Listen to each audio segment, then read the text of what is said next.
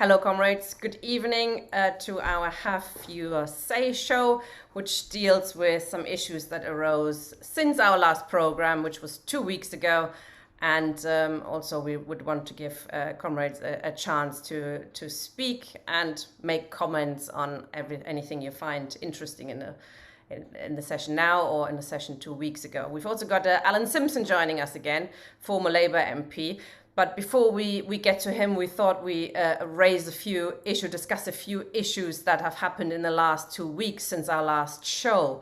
It's just been announced that the price cap, energy price cap, is going up to £3,608 a year on October the 1st, and then probably to something like £7,000 next year, which translates to, from October the 1st, the average will be like £10 a day for the average person. Loads of people paying more already. If you have kids, if you're disabled, if you're a carer and you have to have the heating on, etc., you'll be paying a lot more already. Inflation is set to rise to 13%.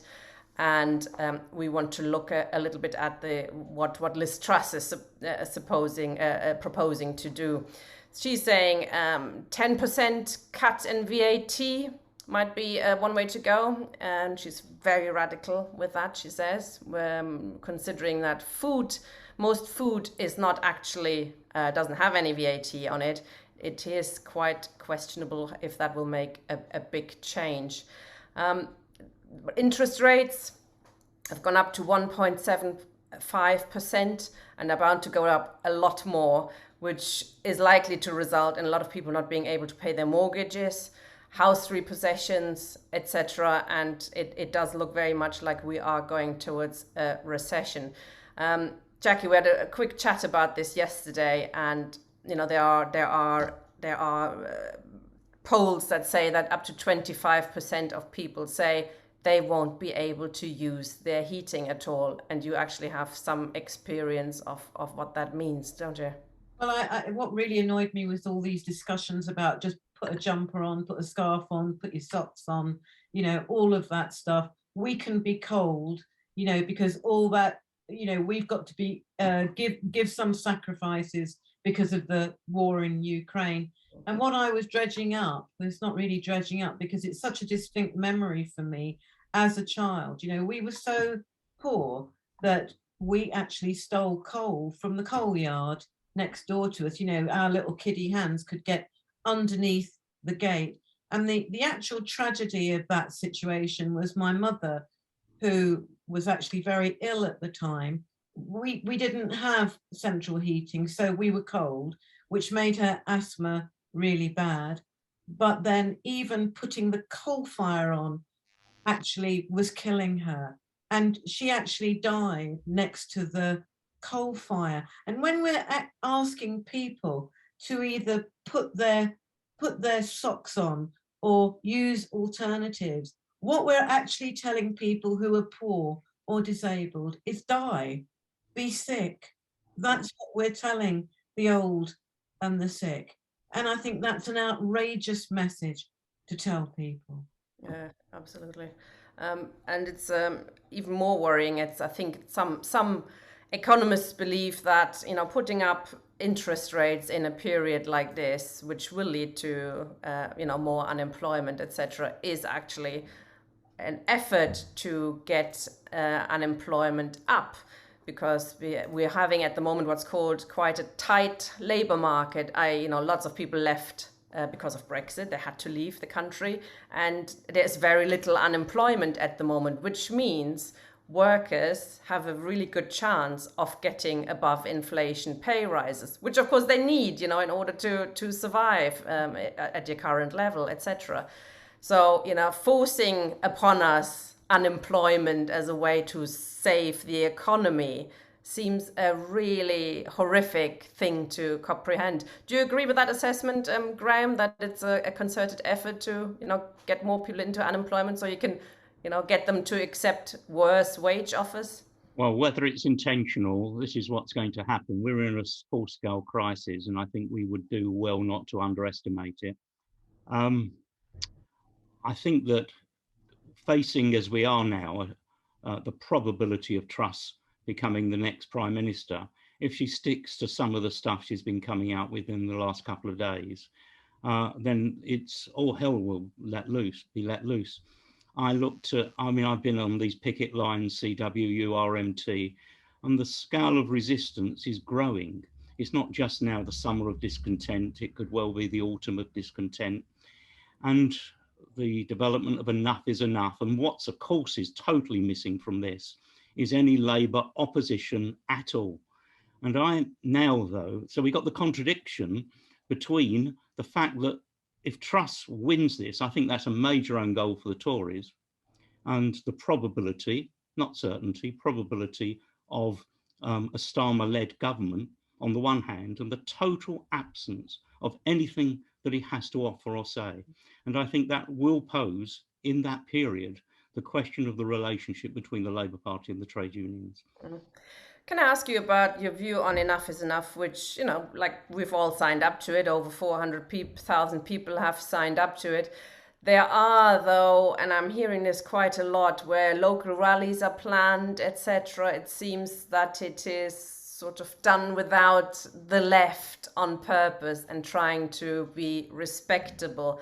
Andy Burnham has joined it, and, you know, people like more left-wing Labour leaders, union leaders have been de-invited or not allowed to speak, etc.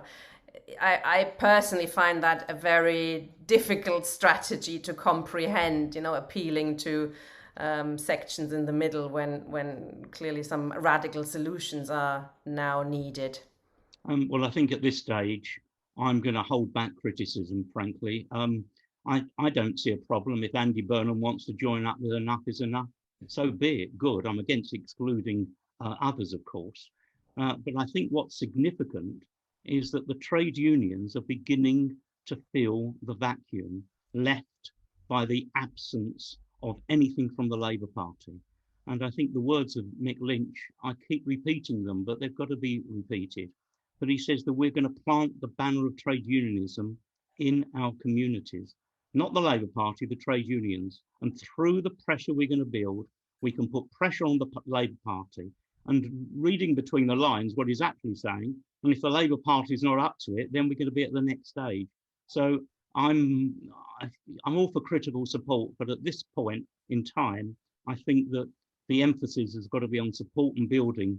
And of course we make criticisms, but I don't think that's where we're at the moment. And perhaps we can shift things still as they are being developed, as they tend to be fluid, etc. One thing I wanted to mention before we open up and bring in Alan is this, which I think is quite important as part of Boris Johnson's legacy drive that he's apparently undertaking now in the next few days and weeks. We must endure the full bill pain to defeat Putin. If we're cold, we'll defeat him. That's outrageous, isn't it? Because actually the people who are going to feel pain are not his class. Absolutely. And to be truthful, it's not even people like me. I'm really lucky now. I wasn't when I was younger. I'm really lucky now. I can actually afford. I'll do without some other things, but I can afford to pay it. What they're talking about is asking the people who can afford the least to pay for what's going on in Ukraine, or to pay for anything at a time when, as we know, the rich have got richer. I mean, this is so outrageous. It makes my blood boil. And I don't understand how MPs are sitting there silently listening to this, or relatively silently. It's an outrage asking poor people to pay for yet another bit of disaster capitalism. Yeah.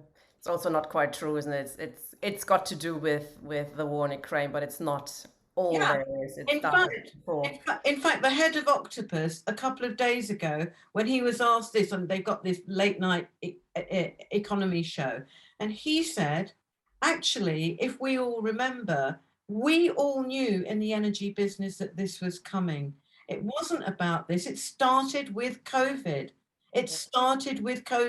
So this is not just about what's happening in Ukraine. But of course, they want it to do that. They want nationalism. They want all that patriotism stuff to cover up the failings of actually what's going on. Yeah, and I think Tony in the chat here makes a good point, and this is absolutely spot on. Are they conditioning us for war? Yes. Which it is, of course, about the prices, but there is something else going on, isn't it? And I think we should remember a few weeks into the war, we were very close to an end to it. There was talks of Zelensky and Putin's second in command meeting up and getting very close to signing agreements, and agreements on Crimea and the Donbas region, etc. And suddenly that was taken off the table, and somebody somewhere was encouraged to carry on, and it was Western governments who carried on pushing to continue the war. And in my view, and there's differences of opinion, which I think we should discuss in this session, this is a proxy war. There is something bigger brewing, and it is the confrontation between US imperialism, which is going down the pan and experiencing incredible problems, and the rise of China and Russia, and China in particular, on the other hand. And this is a proxy situation that's been created and kept alive in order to, prepare us for something bigger. I think, Graham, you disagree with that assessment, do you? No, I think it's a war on two levels. It's a proxy war between the imperialisms, but it's also a war of resistance by the Ukrainian people who have been invaded. And I don't think, what are they to do if their homes, their schools, their hospitals are being destroyed by the reactionary leadership of the Russian state? Of course they've got to resist. But it's also what you say, and I think we need a much more nuanced response. Yeah, Jackie, what do you think? Is this World War III in the making?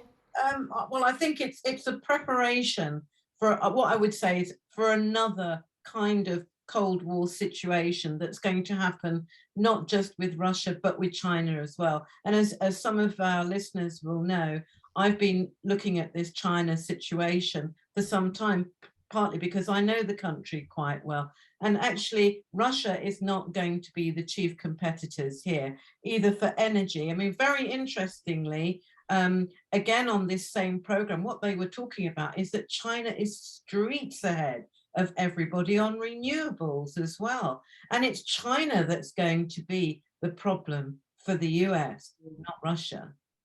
I think so too.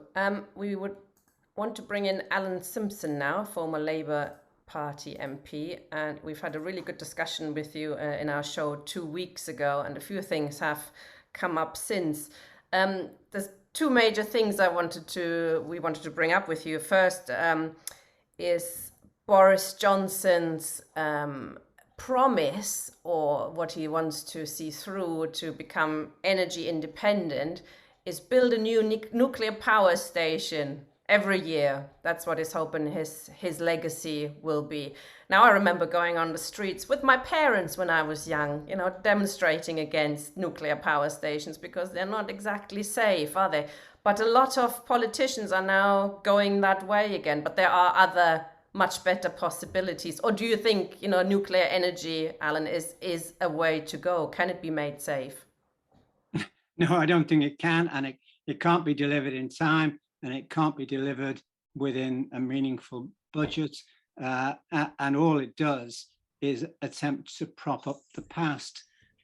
So we just have to move the goalposts. I mean, nuclear, we're still waiting for the last commissioned nuclear power station to be completed.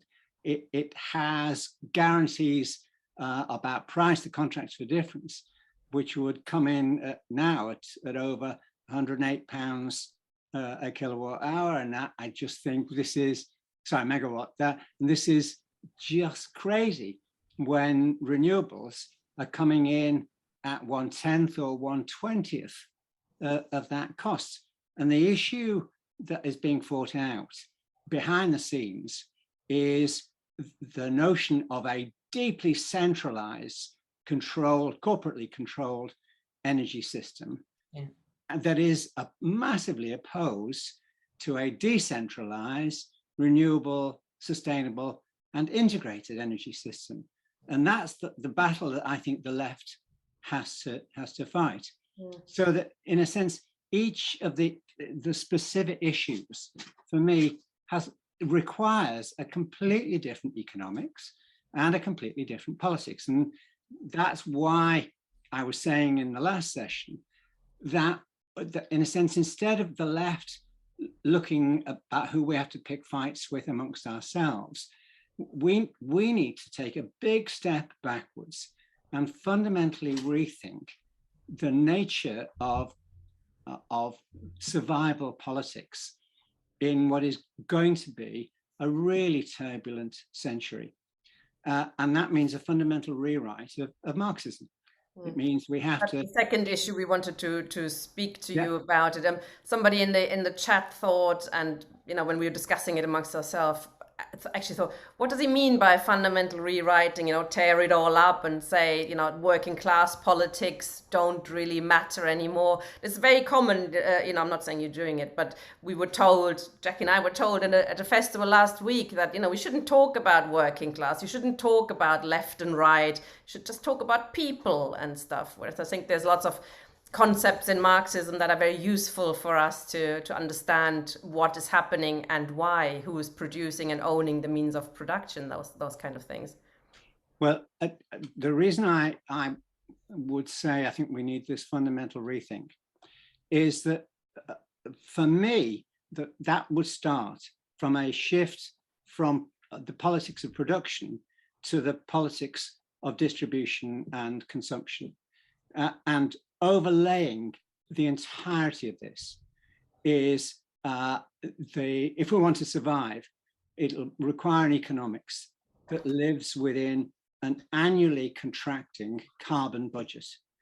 John MacDonald was really clear about this when I was doing that work for him in the Shadow Treasury, that climate physics is in the driving seat and politics has to rewrite itself around the realities of the turbulence that comes now. It is as part of everything we've neglected to do over the last 20 years.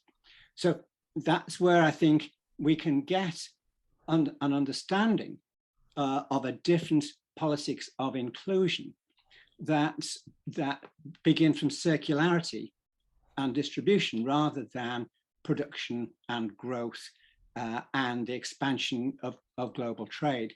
And the danger for the left is that we've retreated behind the same presumptions that still drive the Conservative Party and sadly drive the current Labour leadership, the belief that somehow growth will just get us all out of the current economic crisis rather than race us even faster into it. So that's my starting point.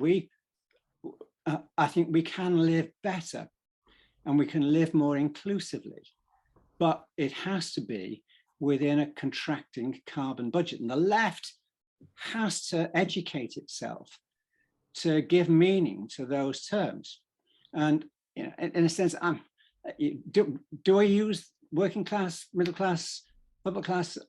I don't know. I think it's poor or not poor is an easier distinction. Included or not included. But it seems who pays are now the corporately rich as much as the individually rich.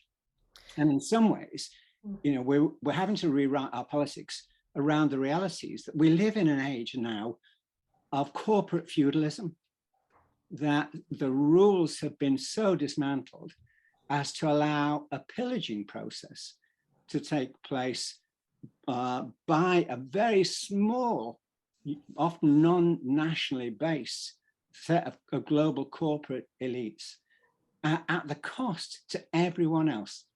And the solidarities that we can bring are about reclaiming the ownership, the common ownership of our collective ecological resources. Can I pick you up on this though, when you're talking about the rewriting Marxism and Marx's big big breakthrough was an understanding that it's about who owns and controls the means of production, and that it's not the working class. The working class has to sell its labor power to those who own the means of production. And that distribution, pre-Marxists have made a big thing about, it's about the distribution of what is produced and how it's, distributed, whereas Marx says, no, it's who controls, and who decides what is produced and how it's produced.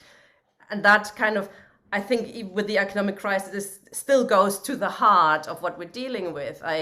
Capitalism needs to constantly expand, as you said, and make a profit. And so it produces in the most irrational ways, short-termism. It doesn't think about, what people need. It thinks about what it can sell and make a profit with. Isn't that still valid today, that we need to pick on that point rather than the distribution of what is produced? It's not an either or. Yes, it's important that we hold on to that, but also that we engage with the politics that runs with it. What is ownership of the means of production? I mean, I think we need to look at the common ownership of the means of production, distribution, and exchange. And that triumvirate really cannot and should not be separated out, but they all have to fit within a duty to cut. If we want to survive, we're going to have define the meaning of those in terms that will deliver an annual cut in our carbon emissions of around 10% a year. So the mode of production, as well as the ownership of production, has to change. Let me just give you some examples of that. In all the debates about energy, we've got this bizarre notion. Energy prices are going through the roof now, largely driven by this catastrophic increase in gas prices. That is true, but electricity prices are tied to gas prices for no other reason than the market rules that were set is that the market price is based on the cost of the last marginal unit of production, which is gas, which is bloody expensive. We could now be supplying electricity at renewable rates that actually collapse the price of electricity. And if we were to do what they are already doing in Denmark and in Germany, and you enshrine in the law what is called the right of local supply, it means that the plan is to put solar on every roof, with a south or west facing roof. You put them on schools, health centers, nurseries, everything. And you allow those localities to sell to themselves at what amounts to much closer to wholesale prices than retail prices. I took some of the MPs to look at what this meant in Germany a few years ago now. But the contrast was in a village called Feldheim, just outside Berlin. They have a community-owned energy company which produces more energy than they consume, and they sell it to themselves. They were selling it to themselves at 13 euro cents per kilowatt hour. In Berlin, 20 kilometers away, the market price was 27 euro cents a kilowatt hour. When we were knocking on people's doors in Feldheim asking what they felt about this, they were saying, well, we've got to do our bit for the planet. We've all got to carry our share of the responsibility for making this shift. We were the ones who said, and does the price make a difference? And they all laughed at that point. And they said, of course it does. What even the doubters in Feldheim have signed up to supporting this because it cuts their electricity bills in half. And that is already being done. In Denmark, after the 73 oil crisis, they passed a law that said energy is not a market, it's a service. By law, you cannot sell energy for a profit. You can sell it for the cost of production, the maintenance of system, and the expansion of system. And also, you have to do it on a combined heat and power basis. And so we were again going around the villages there and asking people what they thought about it and how they were affected by price increases. And they laughed at us and were scratching their heads because they couldn't remember when they had last had a price increase. Now the MPs who were with us at that time all stood there with their mouths hanging open. They couldn't conceive of a situation where you didn't have energy price increases. But we do, because the market is rigged in favor of corporates. And the stuff that Jeremy wanted to do would have taken us in a completely different direction. But even for Jeremy, his team still were obsessed with the tight centralized control of the whole system. And the key on this is you move towards models of decentralized production, storage, and distribution. Why? Because you have a new democratic mandate for the common ownership of the means of energy production. Yeah. And in doing so, you can deliver annual carbon reductions because you're not shipping it all around the bloody country. So I mean, this kind of depends the forefront of the practicalities rather than just the sloganizing of doing things radically differently. Because this kind of depends on, you know, a government which allows you to do stuff like that. And I understand that the British government, for example, doesn't, and other countries don't allow that kind of decentralized. Why aren't the left? Why isn't the left making this the platform that we occupy? And you know, the current government is crap, and we all know that. We wouldn't be in this Zoom meeting if we thought they were any good, but nor are we any good. And in that shift to a radical rethink of how we're going to live to get through this century, we're still off the case and off the pace. And we can pinch examples in almost every one of the key vulnerable sectors. If you take food, you know, the climate is, you know, as well as the war in Ukraine, is wreaking havoc with global food supplies. And we're going to have to relocalize food production and distribution. Now, some of the really interesting examples here. In Liège, their municipal authority has set up a thing called the Food Land Bank, and they are the local authority is supporting the formation of, I think, just over 100 farmers cooperatives to supply 50% of the food needs for the whole region from within the region, and it's based on the commonality of ownership and engagement in that food production and distribution process, and cutting back food miles, the carbon footprint of food miles, by something like 90%. So you suddenly have a new fusion of democracy and carbon accountability in ways which, for me, are part of the redefining of Marxism in the context of a climate emergency which threatens to annihilate us all.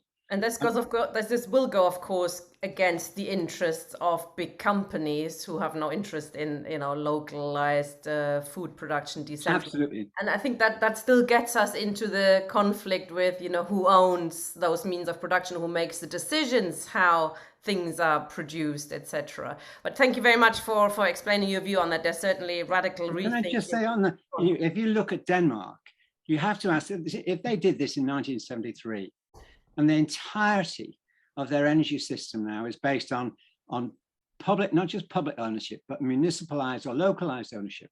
The three major cities are municipal owned energy companies, and all the rest are clusters of cooperatives.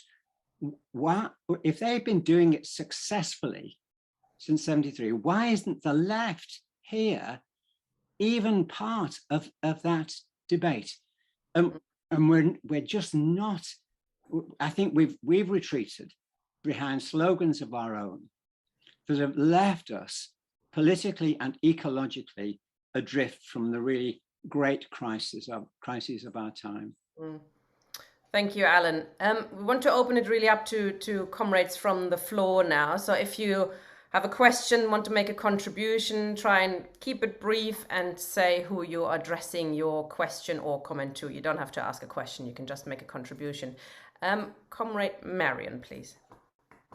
Yeah, I think it's been a very useful discussion so far, but I think some of you are not aware of the scale of poverty in this country. Today on BBC, the programme after the night breakfast, they raised again the question that there's children going to bed at night, not even having a bed to sleep on. My next door neighbour, a lot of the time, she's got no gas or electricity because she's got no money.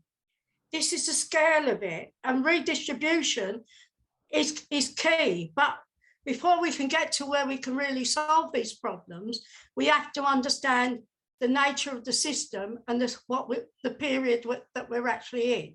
And I think in some ways it's a very exciting period because Mick Lynch and other trade union leaders realise they've got to do something different.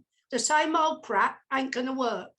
So we have to organise, and we have to be, you know, I'm quite happy for Andy Burnham to get involved. And as Anthony said, we have to place demands on them. Yeah. And I think that is key. You know, the problem with a lot of the left here, they forget how you actually build a movement. And sometimes you have to pose demands on people, and you have to hold our leaders to account for what they do and don't do.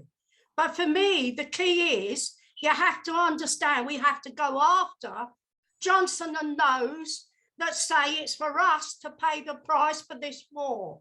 And all that support arm in Ukraine and the arms industry have to think, because they are pawns in the game. Our main demand should be the end of the arms industry, no nuclear weapons. The money that's being wasted on these things could solve a lot of the issues that people have in this country. So we have to look at what we're saying. And I agree with Alan. One of the weaknesses of the left for many years is the fact that it hasn't done a lot of proper community work. The far right would not have got a hold in a lot of these communities, and Brexit might not have happened if the left had done what it should have been doing and the trade unions had been doing what it should have done in the communities. And it's about winning hearts and minds to say this system is corrupt, and if we work together and unite together, we can change it. We can take on the world and change it. Even one of my sisters, who's not exactly a revolutionary or even a Labour Party supporter, is saying she thinks we need a general strike, because people are beginning to realise the scale of what is confronting them. And a lot of my friends and neighbours are really scared at the moment. They're struggling now. Some days they're without gas and electricity. Let's not forget that. So we have to think, what are we going to do, and how are we going to build a movement? And the key thing is there's a war drive going on at the moment in America and in the EU, and they want the existing balance of forces to exist, if not totally destroy Russia and China, so that it's America is the main person. And we must not forget that. Whatever your opinion on Putin or the regime, let's look at what's going on and who is instigating the war in Ukraine, and is attacking China to this day and surrounding China. Let's not forget. Now, our key task is to tackle our own ruling class in this country and stop the war drive and say, no, we don't want money spent on war. We want money so that children don't have to sleep on the floor. Okay. And there's I will wind up now, but this is the key. We have to look at what we can do and how we can build a movement that can be successful. So I'll leave it there. But the key thing is we should be also looking at how we work to get local democracy. And I think part of that's what Alan's talking about. I mean, local control, deciding what we want in our communities and how we're going to go about getting it. I know it's exactly that. It's locally and nationally and internationally. Yeah. We have to combine those two. Thanks, Marion. Steve. Yes. Well, it's hard to follow Marion's very passionate contribution and very right contribution. Obviously, she's linking the energy crisis that Alan was talking about with the social crisis and with the crisis of poverty. So I really want to go back to what Alan was saying. I think that's where we have a problem.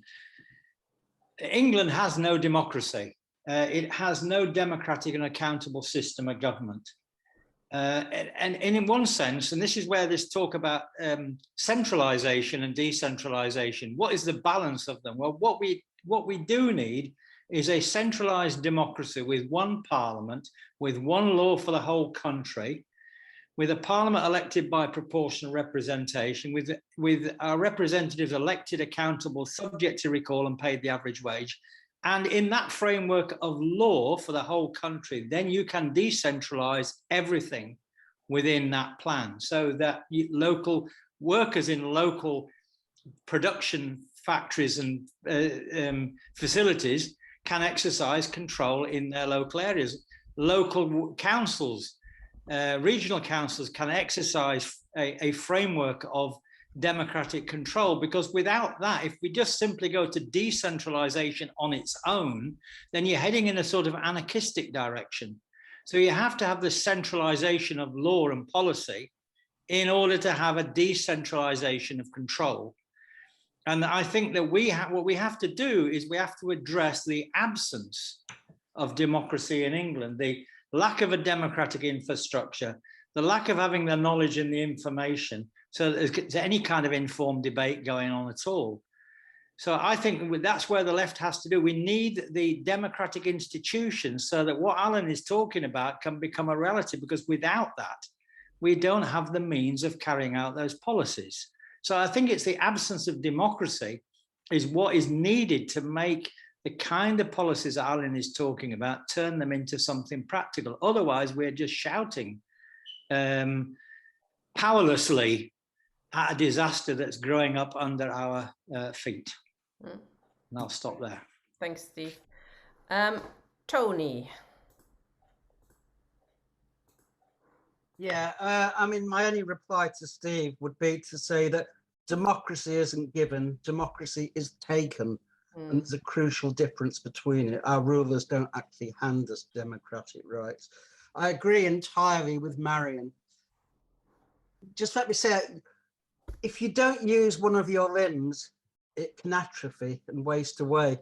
And the left, in a sense, for the last 30 years, hasn't been using its critical faculties. And is now, I think, unable to realize the situation we're in.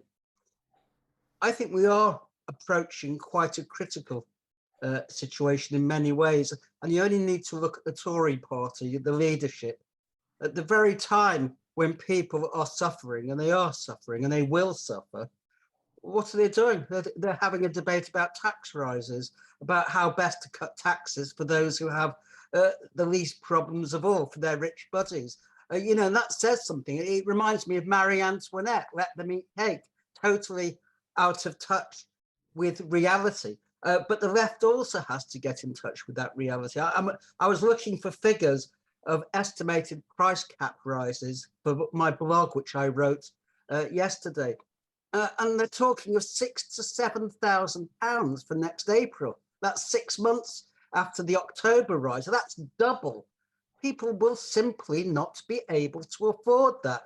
And so when people have debates about can't pay, won't pay, or don't pay, it's irrelevant. People will not be able to pay regardless. The question is how we fuse that into a mass movement. And my worry about Enough Enough is it's simply going through the motions, nothing more. It's holding a series of rallies. Great. Well, the left does lots of rallies.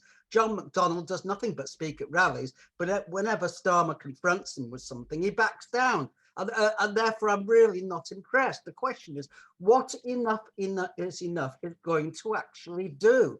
How it's going to take the movement onto the streets to defy the government? And there's a number of things we have to do and to challenge. The first is that you can't break the law, because that's something that's sacrosanct. You can't, for instance, disable prepayment meters. Well, I think we have to say, if it's a question of breaking the law or breaking people, literally dying, then we break the law. That the law is not sacrosanct. It never has been, because it's an instrument of class justice. So we need to start almost revolutionizing how we think and how we approach these problems. And as for Ukraine, I mean,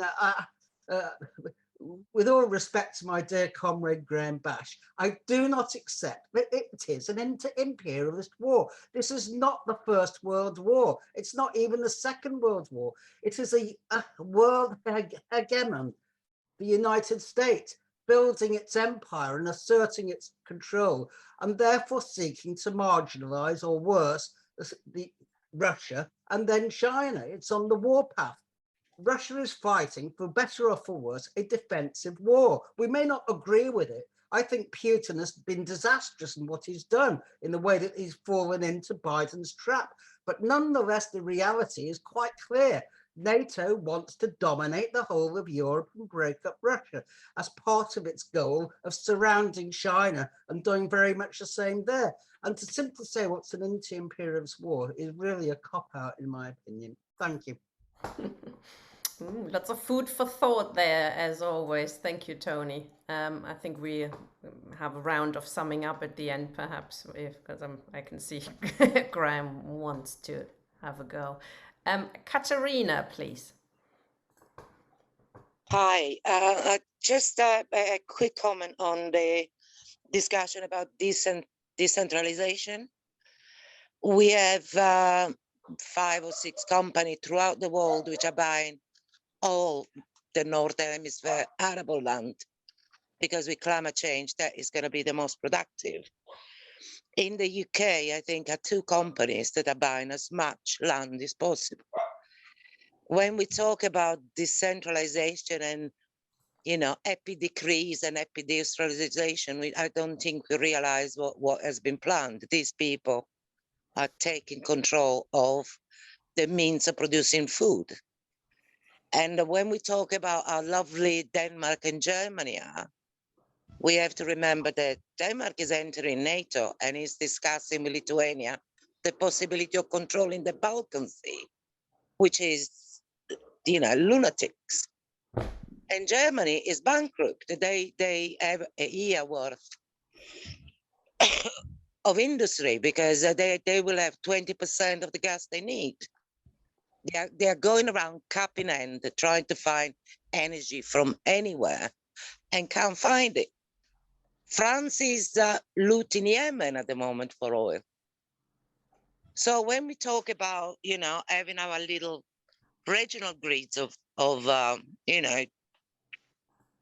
solar panels and, lovely windmills, I think we are missing a bigger picture. NATO said, admitted they've been arming and training Ukraine since 2014. The Ukrainians, well, a third of them don't want to be liberated from the Russian. They are desperate not to be liberated from the Russian. But what people in Ukraine wants, that really doesn't matter. The reality is that already a third of the land, which is a huge swathe of arable land in Europe, Ukrainian land, has been sold to 2 American companies. And Poland is buying the rest. It's just a question of, we have, as Marian said, and I agree with her, we have to fight our own demons in this country and get rid of those, and everybody else get rid of theirs, and respect other country way of fighting for sovereignty. But we have to remember where the threats to sovereignty comes from. If we are going to, do anything, Germany is not the example to follow. And having a green party in power, like in Germany, has proven disastrous for their control of the country. So I don't know. This epicommunes idea is not feasible, in my opinion. Sorry. Thank you, Katerina. I mean, the Green Party in Germany certainly is a green capitalist government participant. They have no interest in abolishing capitalism. They have an interest in solar panels and that, but from their perspective, capitalism can continue for as long as it likes. We have 2 more people with their hands up. If you want to speak or ask a question, please put your hand up now. Anthony, please. Oh, I'm moved. Sorry, I'm moved. You're unmuted. Yes, I think it's a turning point what's happening now, because the polarising the working and middle class, and a lot of middle class people looking into the working class, coming part of the working class. I think we've got a big chance of a nationalised energy sector and water. Obviously, we can get on the local level first, but what some of the capitalists could do, get on the local level in order to stop full nationalisation. The right wing of the Labour Party and New Labour are up to that trick under Corbyn. To get my thoughts together.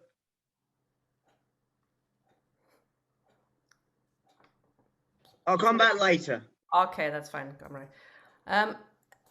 Jane, please.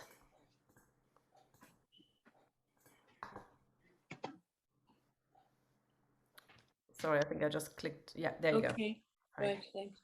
I just, very quickly, I just want to agree with Tony that we've reached the point where we don't really have a choice anymore. We're going to have to enter into a period of civil disobedience if we're going to allow the movement that the unions are leading to be successful and to grow. I think it is quite obvious that the government and that the establishment is expecting civil disobedience.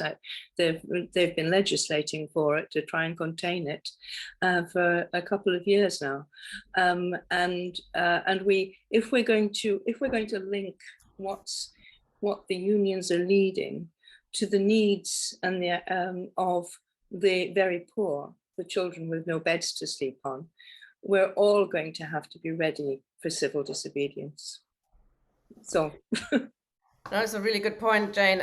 We should have mentioned it really. This is very true. I mean, capitalism has been in decline for some time, but I think we're nearing a very serious period. And yes, they have made efforts. The working class isn't a threat at the moment, but they certainly have been making plans for that possibility that the working class does get organized again and does become a danger. I mean, our rights have been under attack like not in decades before, and there's hardly any opposition from, you know, the official Labour Party opposition. It's pathetic. They're colluding in the various policing bills, etc. So it's certainly a very good point. Thank you for joining us. Anthony, you want to come back in? Come on, let's try. I'll do that now. I think we mustn't do impression, and some people thought that I think the main radicalisation is going to be in the Labour Party, but some were saying they shouldn't set up small formations outside, would probably be ultra left, but there could be a sizable split as a mass base. But now go from that. Just seeing everything in the Labour Party now to be cynical to think can solve all the problems of the strikes. In fact, I think the left bureaucrats could kick Castaner out as leader, and Zara Sultana could be leader in the next few weeks and months. And also, it's interesting. I mean, they're trying to deselect her now. That hasn't been talked in the meeting, but also they're trying to deselect Sam Tarry. And the media, I don't think, is too happy about that, because they want their social democracy to contain the upheaval, so they might move on New Labour. But if there is a split by the unions, if they can't get the party back, then there could be a radical left party that could get a mass base and fight for nationalisation and carry that out. But it's a mistake to put the capitalist forces in Ukraine, because you can't separate NATO from the forces that are fighting in same with Libya. I mean, Ukraine hasn't fully gone capitalist. Russia's still a workers' state, but in Libya it was a semi-colony. But a lot of the people were more consistent and support the rebels with the imperialists to recolonize it. The difference with Russia, NATO goes in, it's World War III and a nuclear war. Some people have got contradictions, and you plan those contradictions to build the united front. But 1 minute. One more point relates to this. We've got this anti-assertion can take on an anti-war character of stopping the West going further now. And so because of haven't pulled back and they haven't made concession on that by the worst middle class off, we can build a big anti-war and stop intervening against Russia and China. Everything's to play for and they can be left shifts. Thank you, comrade. Okay, we've got no more hands up, so I suggest our panel comes back, and if you want to say anything, for example, Alan, I think Katerina made some interesting points in terms of green capitalism. It's still capitalism, you know. Can we, you know, do we have to go a step further than that when what the German government is doing, etc.? Should I just respond to that now? Yes, please go on. Yeah. Okay. No, I think those are fair points, and actually that there isn't a perfect country to cite. Every country that you can find really good things happening, you can find really bad things happening. But I think we have to cherry pick. And one of the points about decentralization that I think was made before Katerina was that actually one of the things that is good about the German federal system is that when the strong central government takes a decision, which was that they made a decision that there had to be annual carbon reductions, then that becomes an obligation on the locality. And the arguments that were taking place in the different localities that I went to have a look around, they came up with different priorities that suited where they were. Some in the south were keener on putting solar panels on everything. In the north, they were keener on wind turbines. There was parts of the central belt which were really keen on geothermal.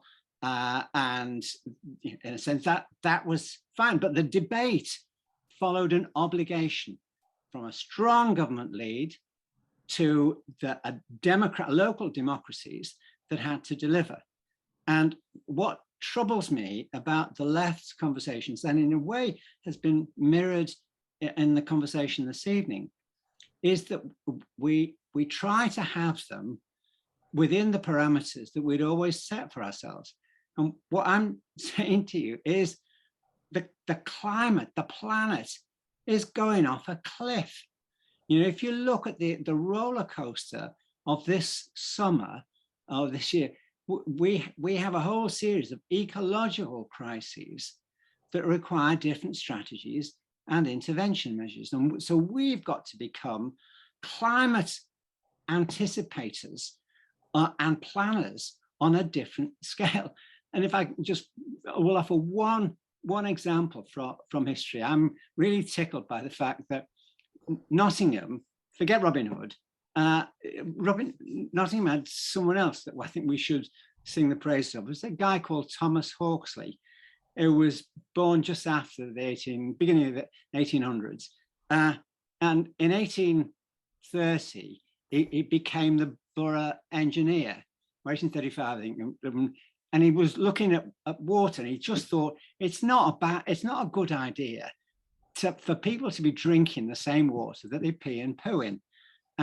So he set about creating a reservoir and a pumping station that he filtered water from the River Trent through gravel and reed beds, and then pumped it to provide pumping stations for the working class in the middle of Nottingham, so that people come and get clean water.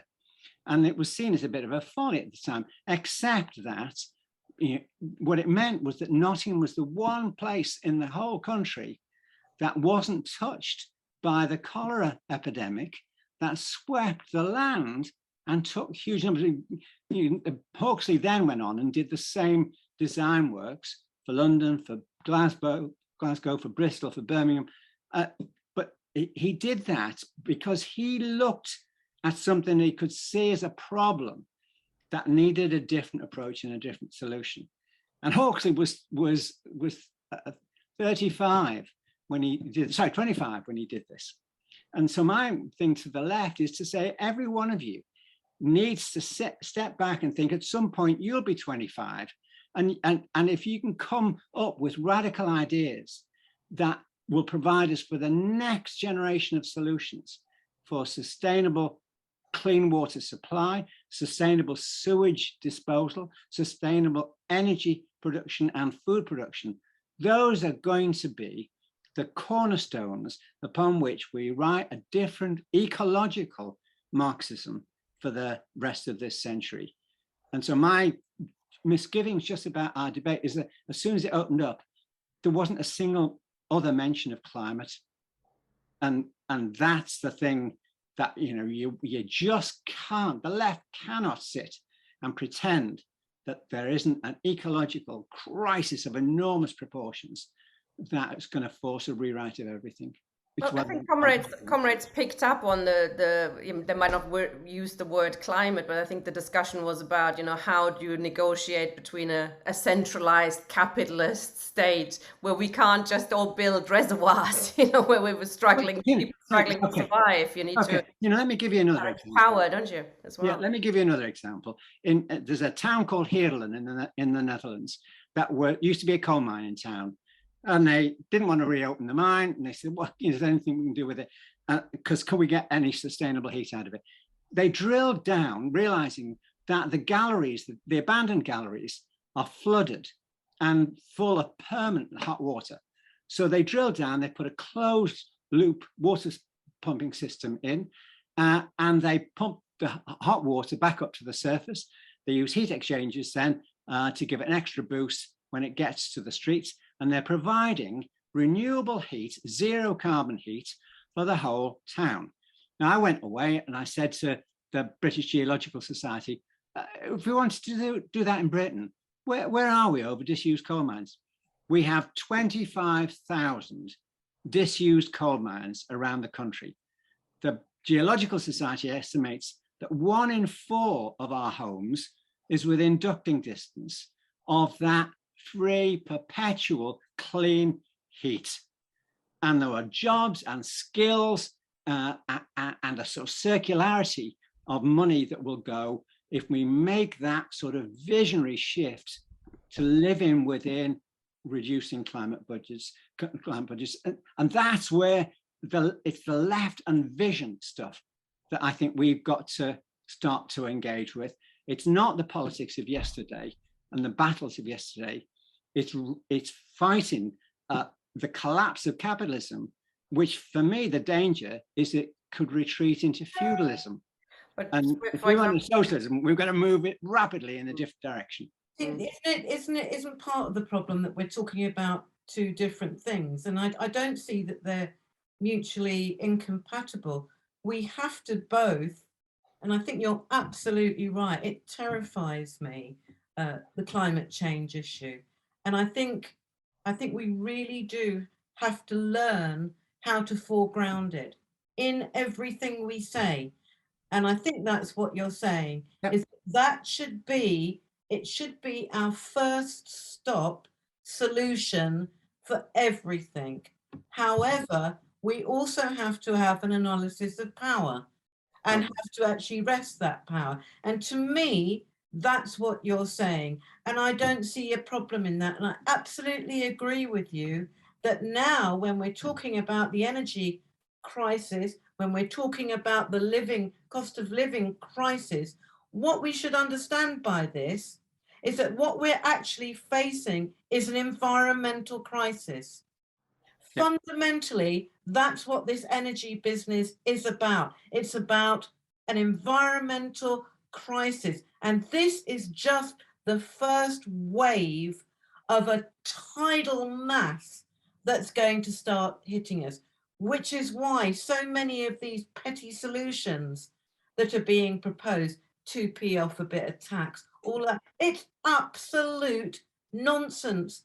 It's drivel, absolute drivel. And what we need to do, and I do agree with you on this, is to foreground those practical solutions, but at the same time acknowledge that what we're doing, to put it in very blunt terms, is also fighting the power, because those petro industries are not going to give it up. The Saudi Arabias, all of those people, they are not, the US are not going to give up their hold on power easily. And that's what we're talking about. Or the landowners who own Or the old landowners, mines. sure, exactly, exactly. Just let us drill down. Graham, Well, look, I don't want to get diverted into. you're very quiet, Graham. Have you got your microphone on properly? Is this better? No, No. No? no, Go closer to your. Hello? Can you hear Yeah. me? no, not You can't, really. you're very faint. It was Okay. better earlier.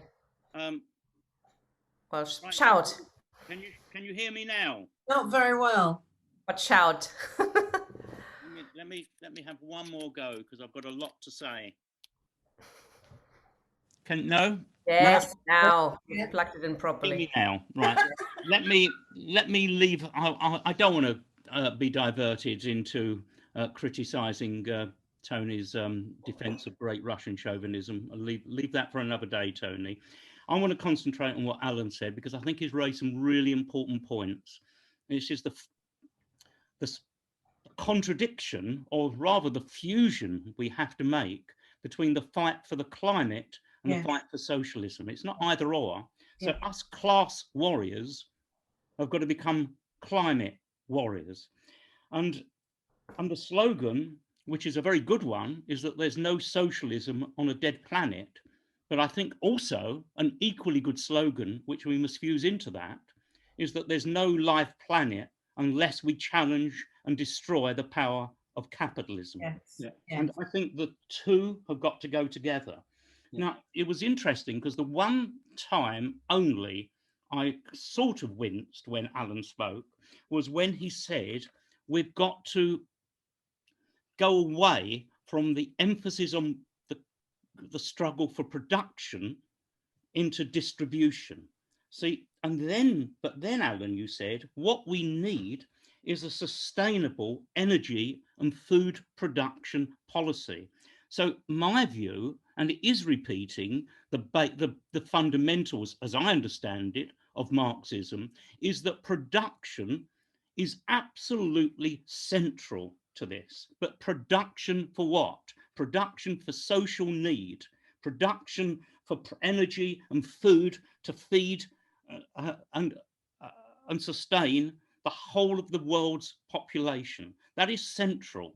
But I don't think we can divorce that from the question of production and of the question of power itself, because it raises also the question of the local, the national, and the international. We need all of these it's like politics. We need all these movements from below, answers from below, because the people in their own experience probably have got a better idea than most of the bureaucrats that try to do it for us. But it still needs linking up.